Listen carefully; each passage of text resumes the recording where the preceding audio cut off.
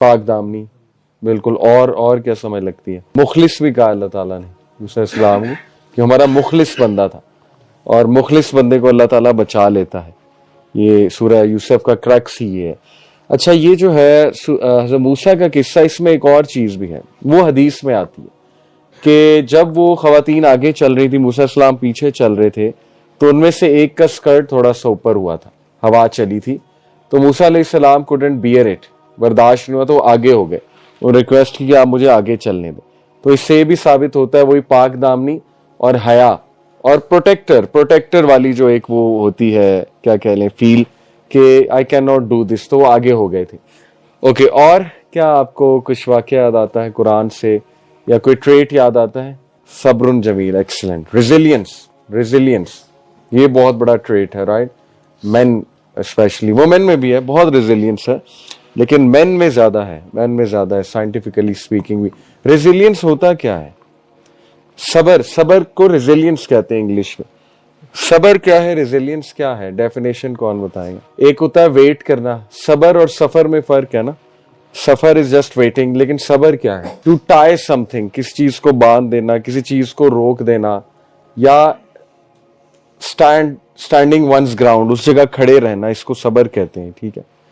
तो इसी से साबित हो जाता है कि सबर सिर्फ वेटिंग का नाम नहीं है, बल्कि रेजिलियंस और सबर ये एक ब्रॉडर कॉन्सेप्ट है, जिसका मतलब ये होता है कि नो मैटर व्हाट, क्या भी चल रहा है, बस वहां जम कर खड़े रहना। जैसे एक दरख्त है, एक दरख्त की अगर जड़ बहुत मजबूत है तो तूफान आएगा, बारिश आएगी, खजा आएगी, मैक्सिमम उसका क्या हो जाएगा? पत्ते झड़ जाएंगे। खजा आएगी तो पत्ते झड़ जाएंगे, ठीक है? कभी फ्रूट लगेगा, कभी फ्रूट नहीं होगा। तूफान आएगा तो मैक्सिमम क्या हो जाएगा? कोई 2-3 टहनियां गिर जाएंगी, लेकिन वो अपनी जगह से हिलेगा? अपनी जगह से नहीं हिलेगा, ठीक है? तो ये अल्लाह के नबी ने इनफैक्ट मोमिन की मिसाल खजूर के दरख्त से भी दी है, पता आपको? नबी ने खजूर के दरख्त से मोमिन की मिसाल दी है। क्यों? सोचें, क्या क्या बताया उसने नबी ने? खजूर के दरख्त से क्यों मिसाल है मोमिन की?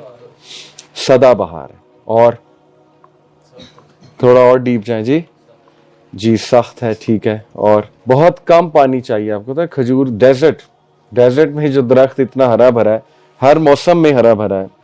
फिर खजूर का दरख्त हर तरह से यूजफुल है, उसके पत्तों के अलग यूजेस हैं, उसकी टहनी के अलग यूजेस हैं। खजूर हर फॉर्म में यूजफुल है, हर फॉर्म में। वो आपने देखी है ना, जब वो येलो होती है, ऑरेंज सी होती है, तब भी यूजफुल है, जब कच्ची है तब भी यूजफुल है, पक गई तब भी यूजफुल है, गुठली के अलग यूजेस हैं, वगैरह वगैरह।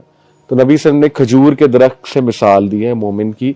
और वन ऑफ द रीजंस ये भी है कि वो बड़े कम पानी से ग्रो करता है, यानी जो सही रेजिलियंट बंदा है वो नो मैटर हालात क्या हैं, वो बढ़ता रहता है, ग्रो करता रहता है। हाँ, इसका मतलब नहीं उसे दुख नहीं आता, या उसे वो गम में नहीं जाता है, या वो थोड़ा बहुत हिलता नहीं है, शेक नहीं होता है।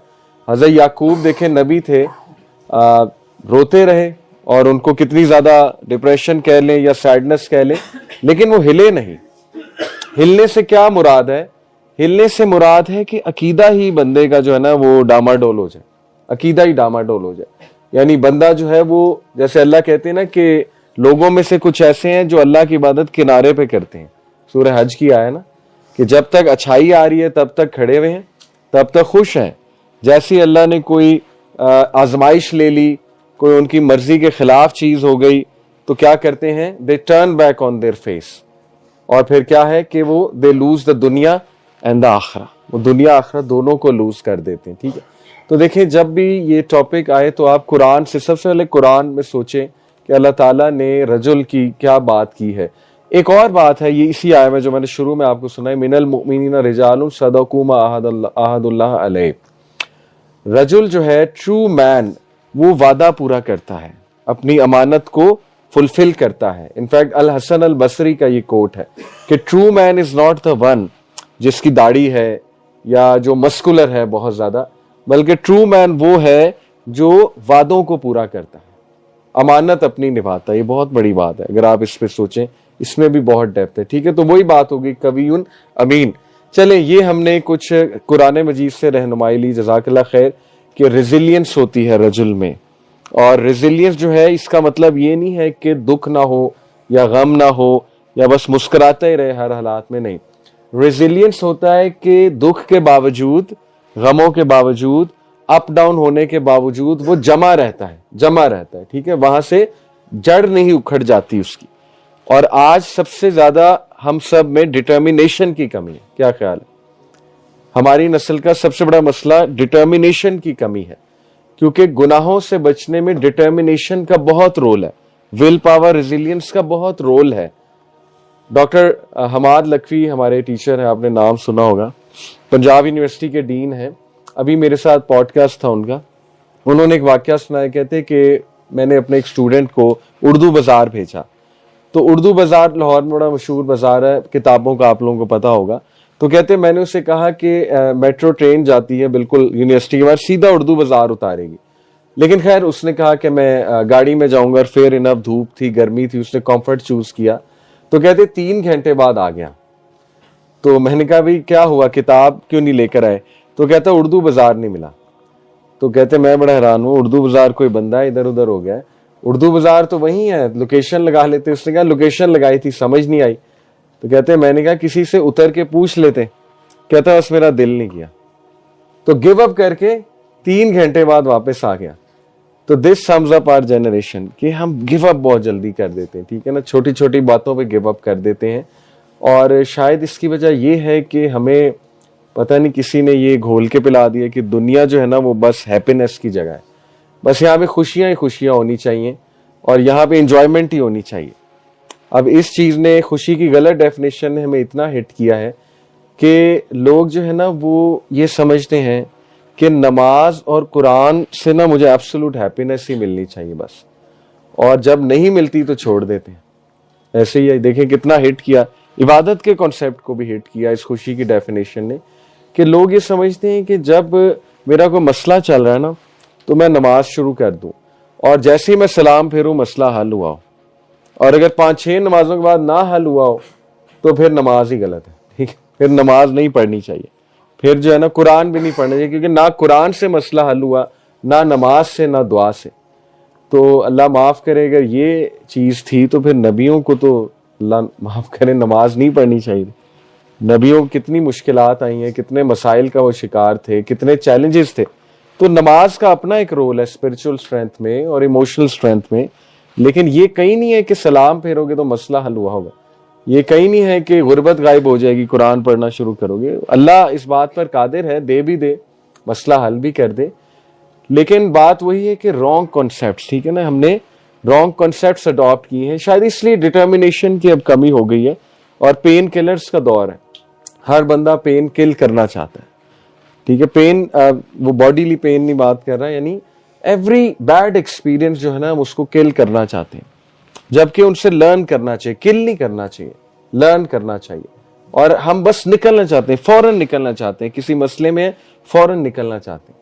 कुछ मसाइल सिखा रहे होते हैं, मैं ये नहीं कह रहा मसाइल को इनवाइट करें या अल्लाह माफ करे मुश्किलात मांगे, नहीं, अल्लाह के नबी ने आसानी मांगी है, हमने भी आसानी मांगनी, लेकिन अगर कुछ आ गया है तो stand your ground, right, determination show करें, थोड़ा सा सीखें कि अब आ गया तो मैंने करना क्या है। तो यही रेजिलियंस है, यही रेजिलियंस है कि वो थोड़ा बहुत शुरू में हिलते हैं, जैसे एक दरख्त है, मे बी उसके पत्ते झड़ जाते हैं, एक आधी को टहनी टूट जाएगी, ठीक है ना, लेकिन वो वहां स्टैंड करता है और उसके बाद दोबारा ग्रो करता है, उसके बाद दोबारा उसका फल उगता है, ठीक है। तो this is the example of a believer, रजुलुन कामिल। ये एक पूरा सब्जेक्ट है कि एक कंप्लीट मैन क्या है, और 10 से 11 असलाफ ने बताए, मैं आपके सामने रखता हूं।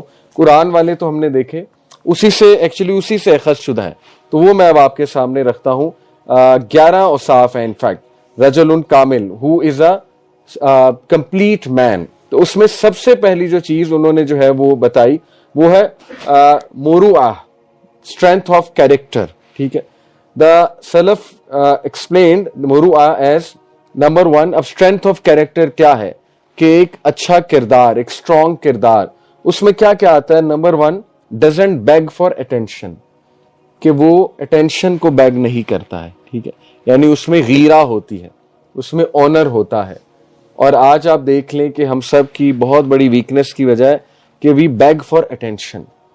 और ये मैं समझता हूं कि कोई इतना बड़ा ऐब नहीं है, मुख्तलिफ पर्सनैलिटीज होती हैं, कुछ पर्सनैलिटीज में ये ज्यादा होता है, लेकिन हम यह बात कर रहे हैं कि we have to chase these benchmark attribute. हर चीज लर्न की जा सकती है, आपको पता है ना ये चीज। साइकोलॉजी में ये स्कूल ऑफ थॉट है, बिहेवियरल स्कूल ऑफ थॉट, जिसका लुबे लुबाब और निचोड़ ये है कि हर क्वालिटी अपने अंदर लाई जा सकती है लर्न करके। देखिए, कुछ क्वालिटीज खुदादाद हैं, सलाहियात, और कुछ लर्न की जाती हैं, ठीक है, और बिल्कुल लर्न की जा सकती हैं, और बल्कि जो लर्न करेगा उसको ज्यादा सवाब होगा। क्यों? देखिए, एक बंदा, उसको नेचुरली गुस्सा नहीं आता, उसका मिजाज ही बहुत धीमा है, कि उसके माँ बाप का धीमा है, उनके आबा अजदाद का धीमा था। कुछ लोग होते हैं ना बहुत धीमे होते हैं, तो शायद उन्हें इतना सवाब नहीं मिलेगा गुस्सा कंट्रोल करने का। गुस्सा कंट्रोल करने का सवाब ज्यादा उसे मिलेगा जिसने लर्न किया है गुस्सा कंट्रोल करना। और अगर लर्न ना हो सकता तो फिर गुस्से की सजा क्यों है? समझ रहे? तो हर चीज लर्न भी की जा सकती है, ठीक है। जहानत लर्न की जा सकती है, इमोशनल इंटेलिजेंस लर्न की जा सकती है। तो ये एट्रीब्यूट्स लर्न किए जा सकते हैं। कैसे? ऐसे लोगों में बैठ के, ठीक है, ऐसे लोगों को रोल मॉडल बना के, इन चीजों को प्रैक्टिस करके, अल्लाह से दुआ करके। तो ये पूरा एक सब्जेक्ट है, मॉडलिंग कहते हैं इसको, बिहेवियर को मॉडल करना मॉडलिंग कहते हैं। अच्छा, तो पहली चीज है कि he doesn't beg for attention. Number 2, he doesn't do cheap things, यानी ऐसी फजूल चीजें, cheap things to gain attention, वो उसकी वीकनेस ऑफ कैरेक्टर है। Number 3, he doesn't